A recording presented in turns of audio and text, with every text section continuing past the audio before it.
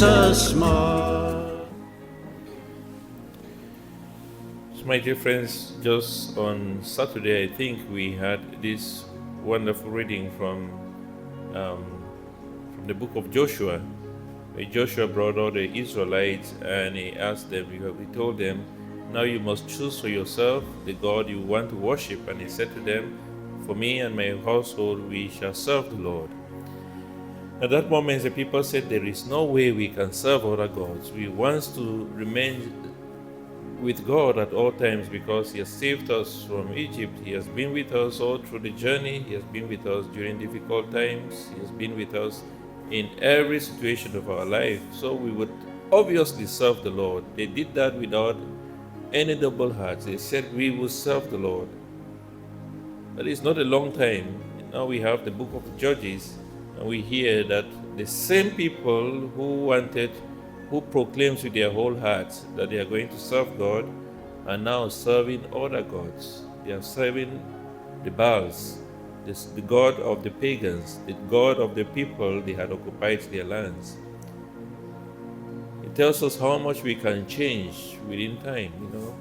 Jesus talks about, when he gives the parable of the sower, he says there are some seeds who fell on the path. They fell on the rock, and then they got very little moisture. They grew up very fast, and then because of lack of moisture, then they dry up. And at times our faith is really like that. That it's very easy for us to accept, especially when everything is okay. When we have all the things that we need, it's easy to say, I would serve the Lord with everything. I give my life totally to God. But when trials strike, it's so difficult to do this. I remember a story of this woman who used to visit people who were bereaved. Like when somebody had died in a family, this woman would always have this tradition of cook very good rice. We call it jollof rice, which is used so much in West Africa. She prepare a very good pot of jollof rice and bring it to this family and always say, all for God. My child, all for God, all for God. That was in Pidgin, which means really everything is according to God's will. But then she had been doing that for a long time. Actually, she was nicknamed All for God, Mama All for God. Later on, disaster struck because this woman's only son died. Her only son died. And also people cooked rice and they brought to her house. And they said, Mama, all for God. And she got extremely angry. This is somebody who used to console people with the same words, all for God, all for God. When she lost her own son, and people also came and they said, Mama, all for God, all for God. All this according to God's will. This woman got so angry and said, all for God, Sowechi. That was in Pidgin. All for God, Sowechi. God not a pity, meaning, why are you saying all for God? Can't God have mercy on me? He knows I have only one son and he has taken it, and you are telling me all for God. It does not make sense. In fact, it is so easy to say all things about God and to say we are going to love Him when we have all that we need, when life is very comfortable. We find the same theme in the gospel of today, that this rich young man, he comes to Jesus. He knows he's doing everything right, and he comes before him and he says, what must I do to enter eternal life? And Jesus says to him, okay, keep the commandments.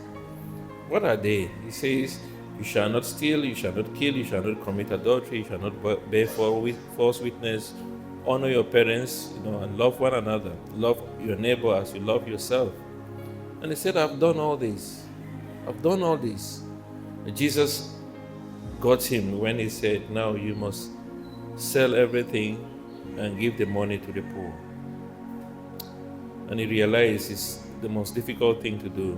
He went home sad because he was a person of many possessions. Many possessions is used in the gospel of today, meaning that there are many things that can actually possess us, that can become the center of our lives. So when Jesus talks to him about all these things, and he tells him, you must give up everything, you must sell all your belongings, it becomes very difficult for him, because that means there is something about his possessions that have become the center of his life. And I just want us to think about it for a moment. Think about something in your life that you think if it's taken away from you now, life will completely change. It might not mean money, it might not mean really wealth or anything, but it might even mean people. People that you feel if they are taken away from you, it will be so difficult for you to understand God.